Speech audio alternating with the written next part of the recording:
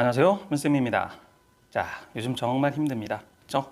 뭐 이유 없이 미국에서 시작한 그 어떤 긴축 이런 부분 때문에 전 세계가 지금 요동치고요. 어제도 지금 미국 나스닥이 뭐 4.5%인가요? 빠졌다던데요.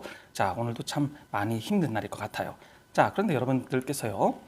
일단은 이런 상황이 저희들 보통 매크로 얘기를 하지 않습니까? 네, 매크로라는 부분이 과연 뭐고, 그리고 방송을 듣더라도 어느 정도의 용어는 알아야 방송을 듣고 좀 따라가지 않겠습니까? 네, 그래서 오늘은 그 주린이 분들에게 그 방송을 하면서, 그 방송을 들으면서 좀 쫓아가야 되는 어떤 가장 기본적인 용어들과 그리고 요즘 흐름에 대한 어떤 부분을 간단하게 좀 설명을 좀 해볼게요. 거시경제학 이런 부분인데요. 뭐 소비, 투자, 저축, 국내 총생산 등을 기준으로 하여 경제 성장들을 설명하는 방식이다 이거죠. 자, 우리가 여기서 매크로라는 부분은요. 요 매크로 반대말이 마이크로잖아요. 네, 이거의 반대말이 이게 거대한이라는 얘기거든요. 그래서 이 거대한 부분을 뭐 관심을 가지고 하는 거시경제학이다. 이렇게 지금 설명을 하면 되겠습니다. 그래서 이걸 줄여서 우리가 보통 매크로다 얘기를 하면 전체적인 큰 전 세계적인 어떤 이런 소비와 총생산, 뭐 투자 이런 부분을 의미하는 거로구나. 이렇게 하시면 될 것 같아요. 자, 두 번째로는요. 저희들이 보통 스태그플레이션 요즘 굉장히 많이 나오잖아요. 예, 스태그플레이션. 이게 과연 뭐냐 이겁니다. 자, 이 스태그플레이션이라는 건요. 한마디로 스태그네이션 이놈하고 인플레이션. 자, 이 친구를 합친 거예요. 즉 스태그네이션이라는 게 경기 침체를 의미하는 거거든요. 경기 침체에다가 인플레이션이 물가 상승이잖아요. 이걸 합쳐서 스태그플레이션이라고 하는 건데요. 자, 제가 예를 하나 드려볼게요. 자, 우리가 휴대폰이라는 삼성 갤럭시 폰이라는 그 휴대폰이 있습니다. 자, 이 휴대폰을 너무 잘 만든 거예요. 자, 그러다 보니까 사람들이 이거를 좀 사야 되겠다라고 하면서 수요가 증가되지 않겠습니까? 그렇죠? 자, 그럼 수요가 올라간다는 얘기는 당연히 가격이 올라가겠죠. 휴대폰 가격이 올라가지 않겠습니까? 자, 그러다 보면 가격이 올라가다 보면은 기업이 돈을 벌겠죠. 그러면 당연히 고용, 사람들을 많이 쓸 거예요.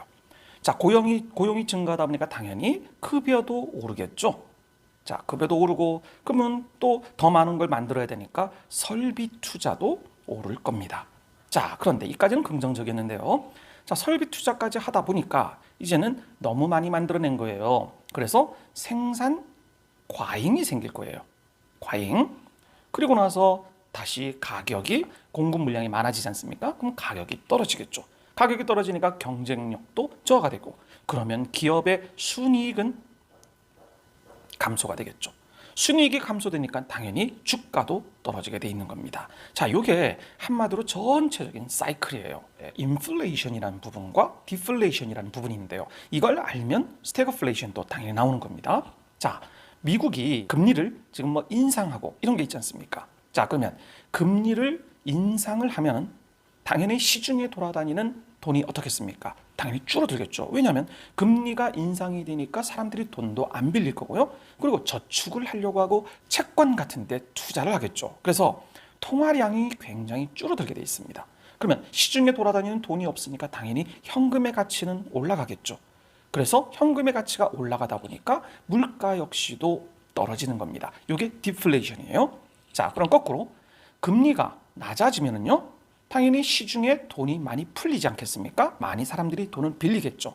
그러다 보니까 돈이 많이 시중에 돌다 보니까 현금의 가치는 떨어질 거고 현금의 가치가 떨어지니까 자, 쌀이 1,000원이면 됐던 게 이번엔 1,300원을 줘야만 될 정도로 물가가 올라가지 않겠습니까? 이게 인플레이션이에요. 자, 그러면 스태그플레이션이라는 건 뭐냐면요. 물가는 올라가는 즉 인플레이션인데 경기는 굉장히 침체가 돼 있다는 거예요.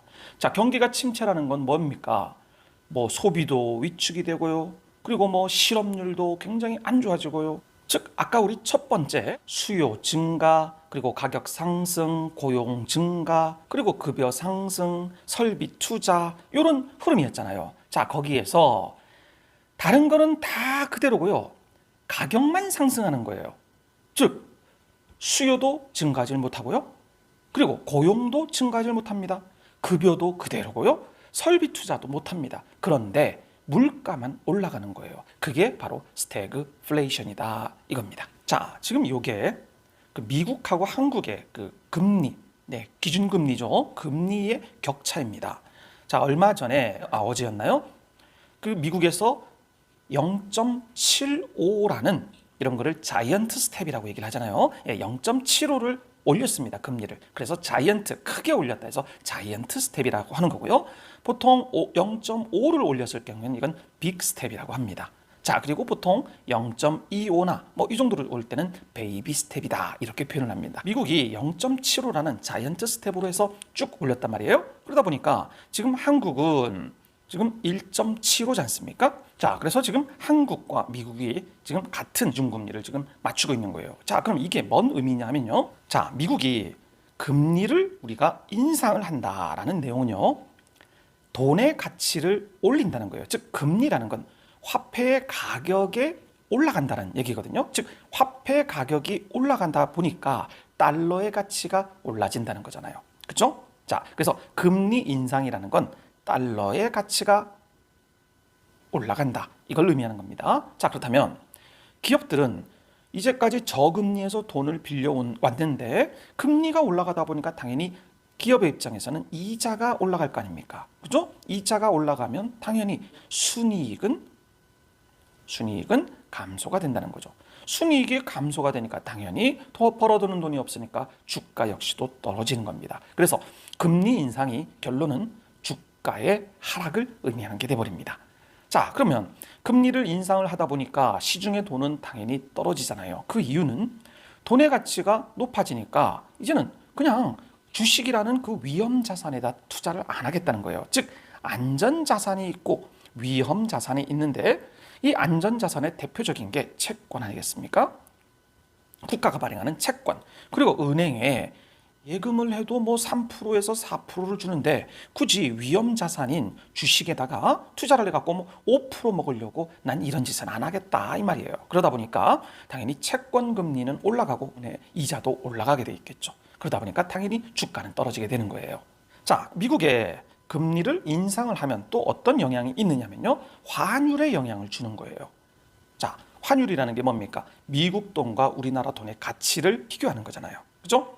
자, 미국의 금리를 올린다는 얘기는 달러의 가치가 올라가는 거겠죠. 달러의 가치가 올라가니까 당연히 우리나라 돈의 가치는 떨어지겠죠. 그래서 뭐 환율이 1,100원이었던 게 지금 1,300원까지 지금 올라가고 있는 거잖아요. 자, 그러면 외국인의 입장에서 봐보세요. 환율이 1,300원까지 올라가면은 예전에는 1,100원이면은 1달러를 주면 1,100원이니까 싸게 살 수 있었단 말이에요. 근데 이제 1,300원이니까 똑같은 삼성전자의 그 주가도 10% 이상이죠. 그만큼 비싸게 돈을 줘야 된다는 거니까 외국인 투자가들이 조금 망설일 수밖에 없는 거죠. 물론 부정적인 것만 있는 건 아니에요. 자, 환율이 올라간다는 것. 우리나라 수출 기업일 경우에는요. 자, 수출 기업일 경우에는 예를 들어서 100달러를 팔면은 예전에는 얼마입니까? 11만 원만 받아왔던 건데 이제는 13만 원을 받으니까 당연히 이익이 증가되는 부분이겠죠. 반면 수입 기업일 경우에는 특히 원자재나 아니면 뭐 기름 같은 거 있잖아요. 원유 같은 거는 당연히 1,300원이 되니까 그만큼 비싸게 사오는 거 아니겠습니까? 그럼 비싸다 보니까 당연히 물가 역시도 올라갈 수밖에 없다 이겁니다.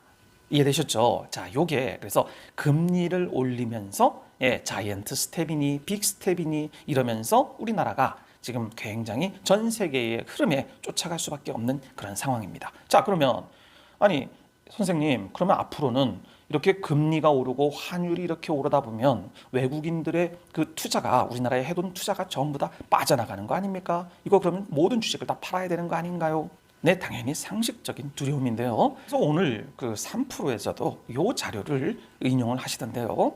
자, 이게 한국과 미국의 기준금리 역전 시 그때 외국인의 자금 유출입 이런 부분입니다. 자, 지금 뭐 다른 것 빼시고요. 뭐 주식과 채권이 있는데요. 자, 지금 노란색은 주식이고 지금 회색은 채권인데요.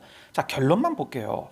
지금 1차 요때 174억이 들어왔다는 거고요. 그다음 2005년도에도 347억, 그리고 2018년에서 20년까지도 165억으로 해서요.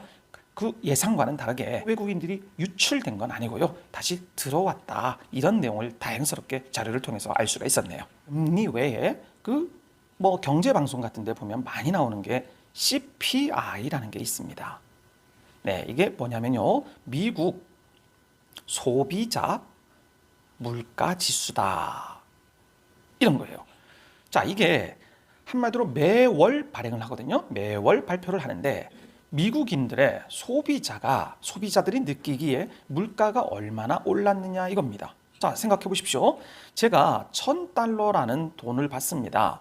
예, US 달러로 급여를 받는데 자, 월급은 그대로인데 물가가 계속 올라가다 보면 임금 부분은 상대적으로 떨어지게 돼버리는 거잖아요. 그렇죠? 똑같은 돈을 받더라도 물가가 올라가기 때문에 내 급여는 줄어드는 거예요. 자, 그러다 보니까 요 CPI 지수가 인플레이션이 지금 어떻게 되고 있느냐를 측정할 수 있는 단위가 된다는 거죠. 자, 그래서 인플레이션이 올라가면 어떻게 해야 되겠습니까? 연방은행에서 당연히 금리를 인상을 해야 되지 않겠습니까? 즉, 금리 인상을 따질 수 있는 그 굉장한 지표가 요 CPI입니다. 자, 지금 차트 보이시죠? 지금 계속 지난 2021년 12월부터 계속적으로 지금 나오는 건데요. 끊임없이 지금 CPI 지수가 올라가는 모습을 보이고 있습니다. 그러다 보니까 연준에서도 지금 금리를 인상을 하는 거예요. 그 이유는 뭐 우크라이나가 그 곡창지대 아닙니까? 그게 곡물 가격이 지금 폭등을 하고 있죠.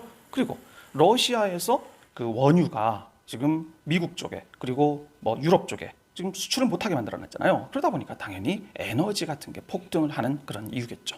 자, 그리고 두 번째 여러분이 보셔야 될 게요.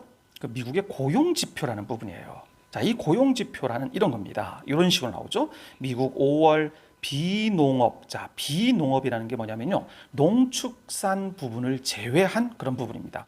이 농업 부분, 축산 부분을 제외해서 미국 5월이 39만 명이 증가했고 예상보다 이만큼 크게 상회를 했다. 뭐 이런 식으로 월별로 지금 발표를 하거든요. 자, 이 부분이 결국엔 뭐 좋아지면 사람들의 급여도 올라가겠구나. 그리고 뭐 물가가 뭐 높여도 그러면 큰 문제는 안 되겠네. 그래서 고용 지표가 좋으면 뭐 긴축을 해도 되겠구나. 이런 식으로 판단을 할 수 있는 근거가 되는 거겠죠. 그리고 또 하나가 PMI라는 지표인데요. 이게 P가 뭐 purchasing, 즉 구매라는 말입니다. 다음 이 M이 매니저를 말하는 거예요. 우리 뭐 식당에 가면 매니저 하잖아요. 그 매니저가 누구냐 하면은 한마디로 그 담당이에요. 예, 임원입니다. 그다음 I는 뭐 지표라는 건데요. 즉 각 산업에 구매를 하는 사람 아니면 뭐 공급을 하는 담당 임원들 있지 않습니까? 그 사람들에게 설문조사를 매월 하는 겁니다. 그래서 설문조사를 해서 내가 보기에는 요즘 구매하는 게 너무 어려워요. 너무 비싸졌어요. 뭐 이런 식으로 그런 설문조사를 해서 매달 발표하는데 그 제조업 부분이 있고요. 그리고 서비스업 이렇게 나눠서 하는데요. 그래서 합쳐서 종합 PMI라고 하는데 50 이상이면은 제조업황이 확장이 되고 있다. 즉 긍정. 그리고 50 이하면은 수축이 되고 있다. 부정. 이런 걸 따지는 겁니다. 그래서 보시면 코로나 시기 있잖아요. 코로나 시기 때 50이 밑으로 내려서 38인가요? 하여튼 요때까지 빠졌다가 그리고 계속 반등을 하다가 요 근래에 조금 내려오는 모습을 보일 수가 있습니다. 자, 그래서 이렇게 PMI 그리고 고용지표 그리고 CPI 아까 물가지수 있잖아요. 이런 부분이 여러분들이 그 방송을 보거나 항상 뭐 공부를 하거나 신문을 보거나 이랬을 때 항상 자주 나오는 그 내용입니다. 그래서 이런 부분들을 눈여겨 좀 보시더라고 오늘 이렇게 준비를 좀 해봤습니다. 자, 여러분 결론은 누구도 이 상황을 뭐 예측할 수도 없고요. 정말 하루하루가 힘들 수밖에 없습니다. 그렇지만 어쩌겠습니까? 아까 배웠던 매크로라는 용어처럼요. 전 세계적으로 이런 흐름이 가는 거는요. 어쩔 수가 없는 겁니다. 나폴레옹이 그랬다지 않습니까? 먹구름 뒤에는 항상 빛나는 별이 있는 거라고요. 언젠간 이 악몽도 금방 없어지지 않겠습니까? 여러분 힘내시고요. 오늘 하루도 행복하게 지내십시오. 감사합니다.